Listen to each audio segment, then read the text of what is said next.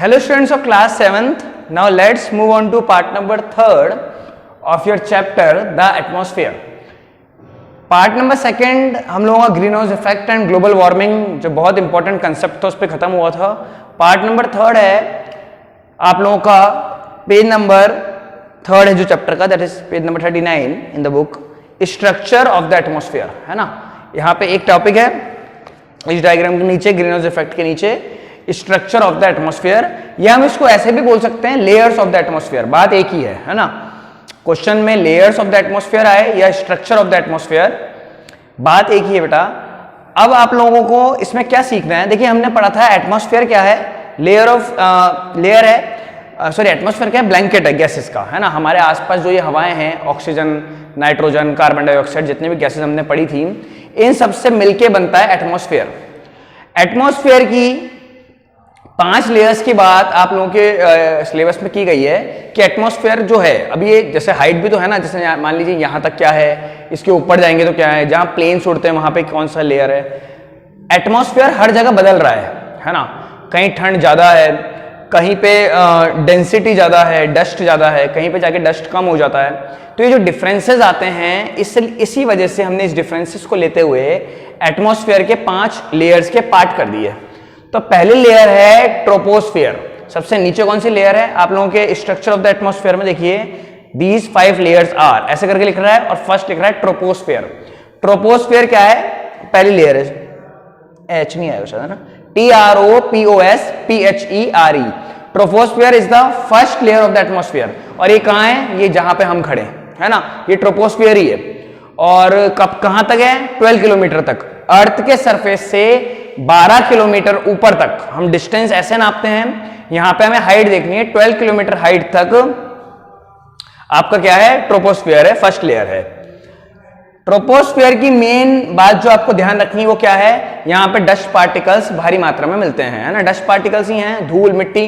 क्यों, क्योंकि गाड़ियां यहां पे चल रही हैं, फैक्ट्रीज यहां पे अपना धुआं छोड़ रही हैं, जितने भी पॉल्यूशन होने के कारण बनते हैं वो सारे इसी लेयर में हो रहे हैं, ट्रोपोस्फियर में. इसलिए सारे डस्ट पार्टिकल्स आपको ट्रोपोस्फियर में ही मिलेंगे. 3 बातें आपको ध्यान रखनी है. फर्स्ट लेयर है 12 किलोमीटर ऊपर है अर्थ के सरफेस से, और डस्ट पार्टिकल इसमें मिलेंगे. सेकेंड लेयर आती है स्ट्रेटोस्फियर, है ना. ये अर्थ के सरफेस से 50 किलोमीटर ऊपर है. कितने किलोमीटर ऊपर है, 50 किलोमीटर, 50. ये किस बात के लिए जानी जाती है, देखिए आपने ओजोन लेयर सुना है ना. मैंने पहले भी बताया था, सन की हार्मफुल रेज अर्थ तक आती हैं, है ना. इन हार्मफुल रेज को प्रोटेक्ट करता, देखिए कहां पे करें, मान लेते हैं ये सन है ना. सन की जो रेज हैं वो अर्थ पे आ रही हैं, ये अर्थ है. सन की रेज अर्थ पे डायरेक्टली नहीं आती, है ना. उसको एक कवरिंग मिलती है यहां पे, उस कवरिंग का नाम है ओजोन लेयर. ठीक है, वो ओजोन लेयर की कवरिंग कहां पर सिचुएटेड है, स्ट्रेटोस्फियर में.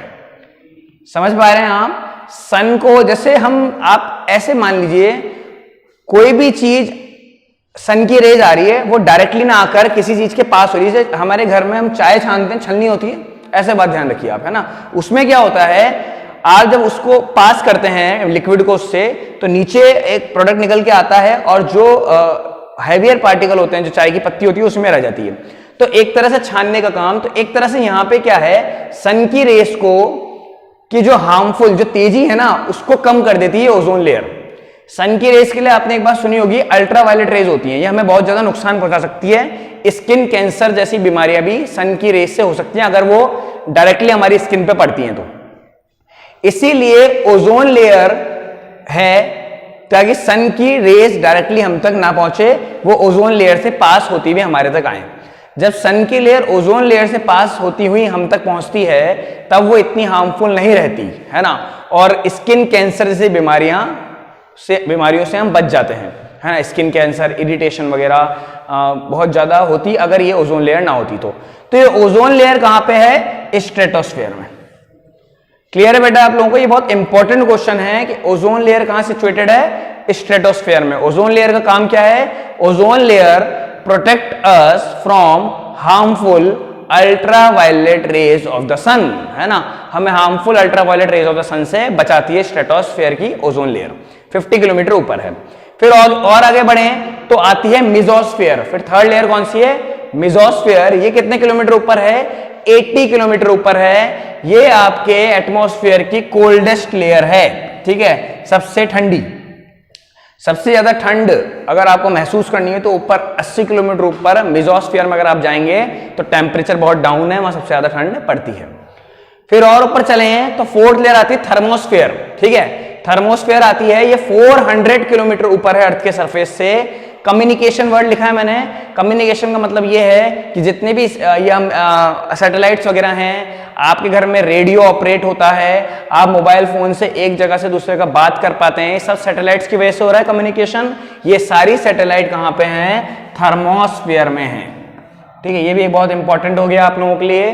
थर्मोस्फीयर कितना ऊपर है? 400 किलोमीटर ऊपर है अर्थ के सरफेस से। किस लिए काम आता है? कम्युनिकेशन के लिए। कम्युनिकेशन मतलब रेडियो वेव्स, है ना, जो जितनी भी चीजें वायरलेस काम कर रही है ना, वायरलेस इसमें तार नहीं जुड़ रहा, तो रेडियो है, वो आपके मोबाइल फोन्स हैं, सैटेलाइट्स हैं, ये सब वर्क कर रही हैं थर्मोस्फीयर में। फिर बेटा और ऊपर बढ़ते हैं तो फिफ्थ लेयर है एग्जोस्फीयर, है ना। ये 600 किलोमीटर ऊपर है अर्थ के सरफेस से, और लगभग अब क्या आ गया? स्पेस आ गया, है ना। तो ये आप लोगों के बुक में एक लाइन लिख रही है, इट मर्जेस इनटू स्पेस। इसके थोड़ा सा ऊपर जाओगे तो यही लेयर स्पेस में जाके मिल जाती है। कौन सी? एग्जोस्फीयर। कितना ऊपर है? 600 किलोमीटर।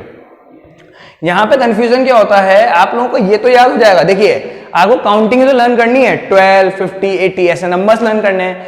मेन बात ये कि आप इनको लाइन से लर्न कीजिए, है ना। तो यहां पे एक छोटा सा मैं कोड लिख देता हूं, आप ऐसे याद रख सकते हैं, TSMTE। जब आप इसको पढ़ लेंगे इस लेक्चर को एक बार, दो बार, तीन बार ढंग से इसको समझना है, क्योंकि ये बहुत इंपॉर्टेंट है 7th में तो ऐसे आने वाली क्लासेस के लिए भी। जब इसको पूरा पढ़ लेंगे उसके बाद इसको बार बार रिपीट करना, दिन में 4 बार कम से कम।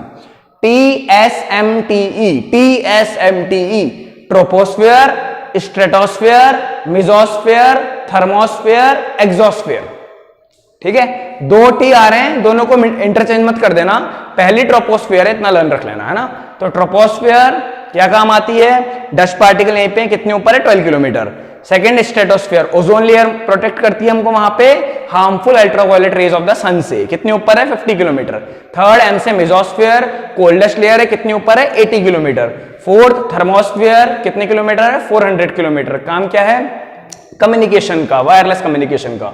And the last is exosphere, 600 kilometre space आ गया अब, है ना। बिल्कुल हम अर्थ को छोड़ चुके हैं अब यहां तक पहुंचते पहुंचते, ठीक है। तो TSMTE, इससे आप लोग बिल्कुल कोड बनाते हुए चलेंगे, और इसको ये ऊपर नीचे नहीं होनी चाहिए, ये लेयर्स आपको लर्न रहनी चाहिए। क्लास 7th में तो क्वेश्चन आंसर्स में जरूर अभी इसको मैं इंक्लूड करूंगा, एग्जाम टेस्ट वगैरह में आएंगी, प्लस आने वाले टाइम के लिए भी बहुत इंपॉर्टेंट है, आने वाली क्लासेस के लिए भी, ठीक है बेटा। पार्ट नंबर 3 को यहाँ पे एंड करते हैं हम लोग। देखिए अब जैसे मैंने आपको स्ट्रक्चर ऑफ द एटमॉस्फेयर की 5 लेयर्स पूरी बता दी। देखिए आप पेज को टर्न करेंगे तो एग्जोस्फेयर तक।